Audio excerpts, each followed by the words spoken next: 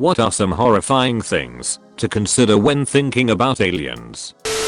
Aliens could do to us what we did to wolves, selectively breeding a once noble species in grotesque ways, transforming us into the equivalent of bulldogs, poodles, dachshunds, etc. Reply: I'm sure this has been done a bunch of times, but a world building concept I really like is the idea that stereotypical fantasy races were once all human, but then adapted to / was bred for different environments. So like dwarves adapted to a high gravity planet, orcs have green skin so that they can photosynthesize on a harsh desert planet with little food, halflings were bred to be domestic servants, etc. One theory, from Stephen Hawking, is that if they are sufficiently advanced, that aliens may treat us like ants. When we build dams, we don't worry about whether or not a dam will cause an anthill to be flooded out. Similarly, a species that is advanced as far beyond us as we are beyond ants might seek to alter our planet or even our solar system to their advantage without giving consideration to what may happen to us. Our human concepts of morality and empathy are heavily influenced by our mammalian biology. Imagine that aliens land, and instead of having nice little family units, their species lays clutches of thousands of eggs at a time. They don't form strong bonds. Life is essentially expendable for them. They see us weeping over a dead child and they have literally no frame of reference for understanding why this would be upsetting. I'm not saying all aliens will be like this, but some definitely could be. What if it ends up the other way around? What if we end up being able to travel between the stars and we find some aliens that aren't as technologically advanced as we are? I could easily see us being imperialist invaders, committing the atrocities we've committed against each other on an entire species, so we could have a second planet with an oxygen atmosphere and easily attainable natural resources. That would be truly horrifying. The assumption that they come in groups in some flying saucer. For all we know, they might just appear in hordes of thousands if not millions all across the planet. Also, we like to think that aliens will share the same way of thinking as humans. That is reasoning, emotions, etc. But the only reason we think that is because that's the only thing we are familiar with. Aliens might have completely different emotions or thought processes than us, but we won't know because we never encountered them before. It's like the fourth dimension. At this point it's pretty well established what it is, but most of us, if not all, have no clue how to visualize or properly explain it. The scariest thing to me is thinking that aliens want nothing to do with us. I don't get why everyone thinks that aliens would attack us immediately. It's one thing if we come into their territory, but if they stumble upon us, we are most likely safe. Them finding us would mean they are incredibly advanced. Anything they could get by attacking Earth they could get far easier by harvesting it from a different planet in our solar system. Unless they feed specifically on brainwaves, it isn't worth the hassle to attack a planet teeming with life. They may have some weapons, however primitive, that might be used against you. It's far more frightening to believe that aliens of / will one day discover us and won't be interested. They won't want us on their intergalactic councils. They won't want to give us medicine. They won't want to form any bond. If they decide to just leave humanity alone, that means either they have decided we are not worth saving, or that we are too close to destruction to be worth the resources. They might not have orifices for eating or pooping. Hear me out. Almost all life on Earth is topologically equivalent to a donut, meaning we have an outside wall and an inside wall, digestive and respiratory tract that runs like a hole through us, and our important bits are sandwiched between these walls. One of the only examples of life that isn't like that would be, for example, single-celled organisms, amebas and such, which just kind of ooze over whatever they acquire sustenance from and osmose it into themselves.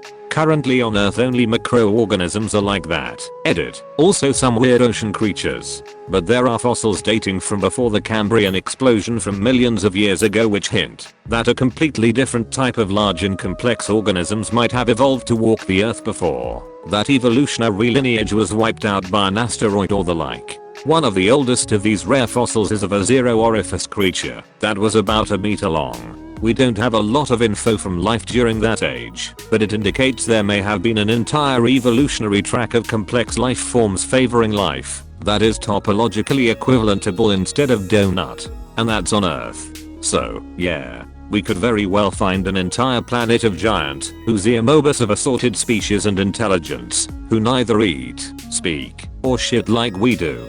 Just try figuring out how to breach that cultural and language barrier. Edit. For those asking for more info on the ancient Earth giant amoeba fossil, I read about it in The Science of the Discworld co-authored by Pratchett and two others, which is a very cool take on a popular science book about our world. Yes, don't worry, not about the Discworld, although alternating chapters use a fun Discworld frame story as an excuse to look at the cool science in the science chapters. I'll see if I can pinpoint where in the books they talked about this fossil and update. If I find it, would highly recommend this as a popular science read BTW. Very entertaining and educational.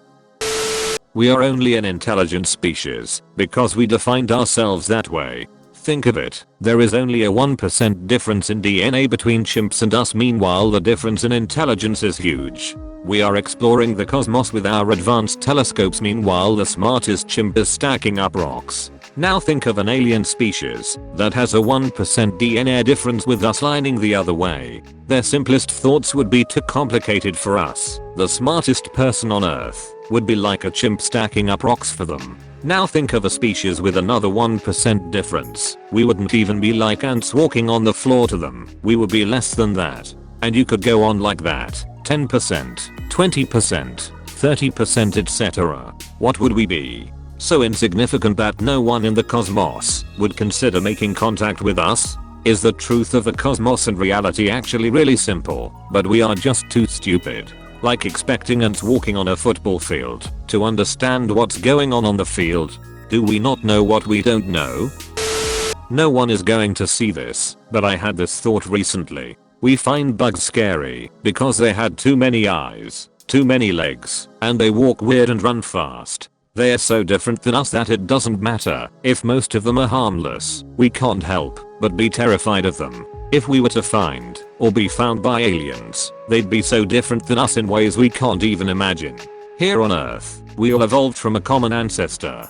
We aren't related to aliens in any way whatsoever. There's a good chance that when we find aliens, they are going to be the scariest, most terrifying thing we have ever had the misfortune of seeing move. Or they could just be microbes. Probably that. We don't know what life looks like. Our theory of life strictly applies to Earth-based organisms, and the moment we actually discover any form of extraterrestrial life, that theory is going to fly out the window. For all we know, we could be surrounded by alien life and not even know it.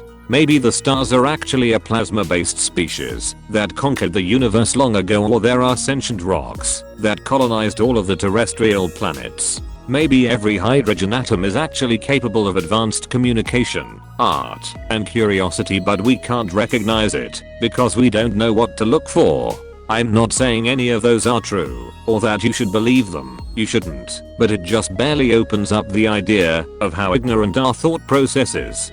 For us, if it doesn't walk and talk or send radio signals, then it isn't an alien. Maybe finding extraterrestrial life is easy, and we've already come across it a million times over just in this century, but we wouldn't know, because we aren't looking for life, we are looking for humans from space. The dark forest theory. It is one of the possible answers to the Fermi paradox. It states that the reason the universe isn't filled out extraterrestrial signals, like we would expect, is that the universe is like a dark forest. You are not supposed to make noise, lest you catch the attention of a nocturnal predator. Other alien civilizations know this, and do not allow communication signals to escape their planet. But Earth was not fortunate enough to learn this before gaining sufficient technology to create high-powered radio transmissions. The first high-powered radio transmissions were made in the 20th century, which means they still have yet to travel much significant distance from Earth. But when someone hears them, we may discover precisely why the universe isn't filled with noise. We tend to think of aliens as adhering to some of our notions of other animals. For instance, these aliens are insectoid, or they are fox aliens, or they look kinda like people, but with forehead ridges or something. However, aliens could defy any form of categorization we have for living things. They might not be mammalian, reptilian, insectoid. They might even defy plantoid, fungoid, or any single-celled organism. Simply put, they could be completely alien to any of our categorizations for life. We struggle enough with terrestrial diseases and infections. If extraterrestrial beings came to this daft little planet we live on without ill will, the diseases they would bring. Similar to what could happen with non-contact tribes like the Sentinelese. They've had no exposure to some of the modern day diseases and just one person could kill them all without meaning to all knowing. Simply because they carry an infection, virus, or disease. Our immunity has evolved and adapted to common diseases, and, as the human race, we've worked to help people become immune to not so common diseases. As proven by SARS-CoV-2, all it takes is something novel, new, previously unknown, to wreak havoc on the human race. We may not be able to mobilize our collective medical knowledge with speed, if we can even identify and work towards a cure with current terrestrial technology before it infects and possibly kills the human race. All just because some crazy little or large ed just wanted to say hi. No one's going to see this after 2800 comments, but here goes. Just to add on to the concept that aliens would be, at least, millennia ahead of us, and the kind technology we'd accept them to have. Wormholes and the Alcubierre drive are the best ideas humanity have for realistic FTL. Not every species is going to need FTL, but humans would rather not spend decades getting from star to star. Exactly what form an FTL drive might take is beyond me, but both work by exploiting loopholes in space itself to avoid breaking the speed of light and causality. A wormhole would be a hopefully permanent folding of space, so that they are connected by a throat of energy connecting two mouths large enough that a ship could pass through without touching the sides. The Alcubierre drive is basically a Star Trek warp. Sorta, space contracts in front and expands behind, thereby moving a bubble of motionless space at FTL speeds. They both have their positives and negatives. Both of these things require control of a hypothetical substance called exotic matter, which has negative mass/negative energy. That means it would be repelled by gravity. It would also be nice if it was stable and non-reactive with most regular matter, but who knows? For the purposes of FTL, we'd need to be able to make a lot of it, many tons at least, a small planetoid's anti-mass at most. We'd also need to have fine control over exotic matter and its properties. It would need to be built into some sort of a shape or matrix that would let a controller focus or manipulate space itself. Whatever was doing the controlling would also need to be practically infallible, because mistakes could wipe out human life in a star system. So what do we need to do to get there? Humans have only just started being able to produce antimatter, possibly the most destructive substance we know about. So, first we need to work out an experiment to test if exotic matter is even possible.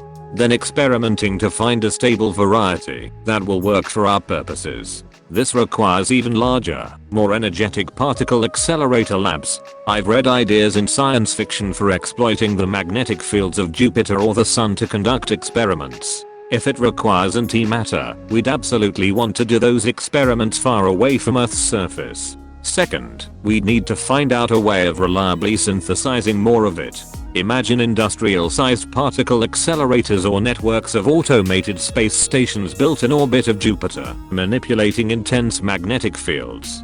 Third, we'd need to have as much fine control over exotic matter and gravity as we currently do for magnetism, fission, and fusion power, and then some. Essentially, masters of matter on both a macro and macroscopic scale. Or nearly so. We'd need the technology to be able to turn on/off gravity/anti-gravity, focus it, adjust the intensity, the shape and gradient of the field.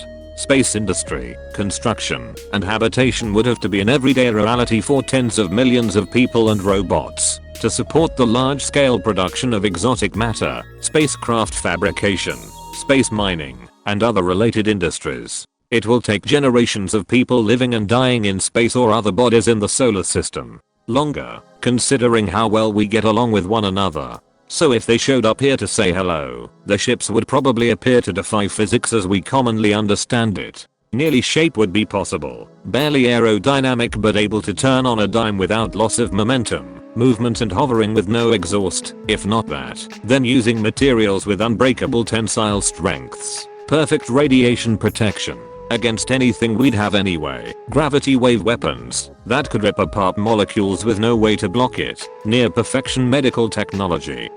Or biotechnology. The list goes on. So, the real question is why don't we find any evidence of either sort of FTL method being used? Not even experimentally. Astronomers have seen some very energetic events out there, but nothing that wasn't explainable naturalistically. Then again, perhaps we aren't looking in the right place at the right time. If they used wormholes, they'd need to use conventional drives through normal space to send the other end of the wormhole there. It would take a long time, sure, but it's easier to stay at home making more stargates than having to be the one traveling the whole way there. If they use the Alcubierre drive, surely there would be spikes of gamma radiation without a conventional source. From what I've read, the radiation is released as a result of shutting down the drive. Ideally, the blast of deadly radiation would be pointed out into empty space, where it can spread out naturally. Even if the ALC drive wasn't clean, humans might have trouble picking it out from the light of the star. So my thinking is that we might pick up a signal from us of experimenting with the ALC drive before they find a way to prevent a radiation spike. Or they could simply arrive before we saw them leave because they literally beat the light of the event. As for communication, that's a whole other kettle of fish. Thanks for watching. Subscribe for more daily videos.